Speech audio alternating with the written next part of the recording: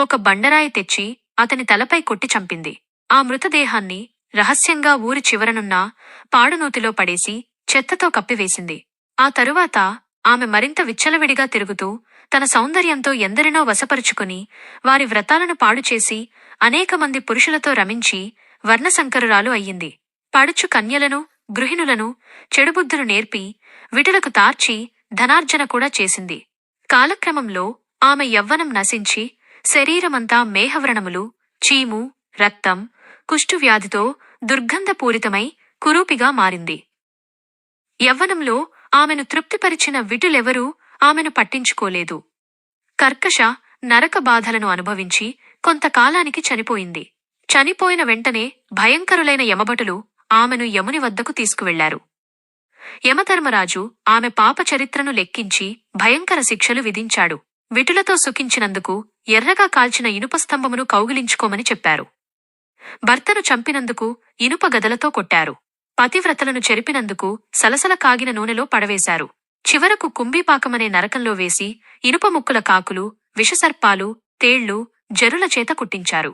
ఆమె పాపాలకు ఆమె 7 తరాల పూర్వీకులు, 7 తరాల వారసులు నరకబాధలు అనుభవించారు. ఈ విధంగా నరకబాధలు అనుభవించిన తరువాత కర్కశ కళింగదేశంలో కుక్క జన్మ ఎత్తింది. ఆకలి బాధతో ఇల్లిల్లు తిరుగుతూ అందరిచేత కర్రలతో కొట్టబడుతూ, తిట్టబడుతూ, తరుమబడుతూ ఉండేది. ఇదిలా ఉండగా ఒకరోజు ఒక బ్రాహ్మణుడు కార్తీక సోమవార వ్రతం ఆచరించి ఉపవాసం ఉండి సాయంత్రం నక్షత్ర దర్శనం చేసి బలి అన్నము, నైవేద్యపు అన్నము అరుగుపై పెట్టి కాళ్లు కడుక్కోవడానికి లోపలికి వెళ్లాడు. అదే సమయంలో ఆ కుక్క వచ్చి ఆ బలి అన్నాన్ని తిన్నది.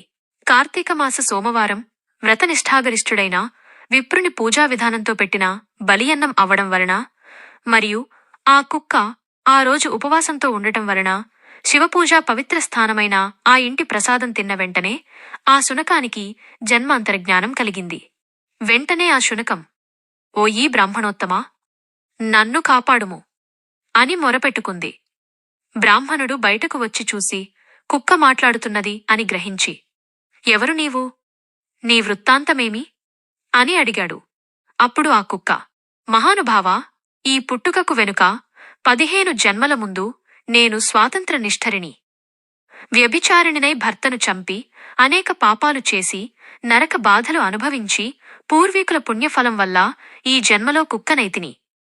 ఈ రోజు మీరు చేసిన కార్తీక సోమవార వ్రతఫలము నాకు దానంగా ఇచ్చి నాకు మోక్షము కలిగించమని ప్రార్థిస్తున్నాను" అని వేడుకుంది. కార్తీక సోమవార వ్రత మహత్యాన్ని గ్రహించిన ఆ బ్రాహ్మణుడు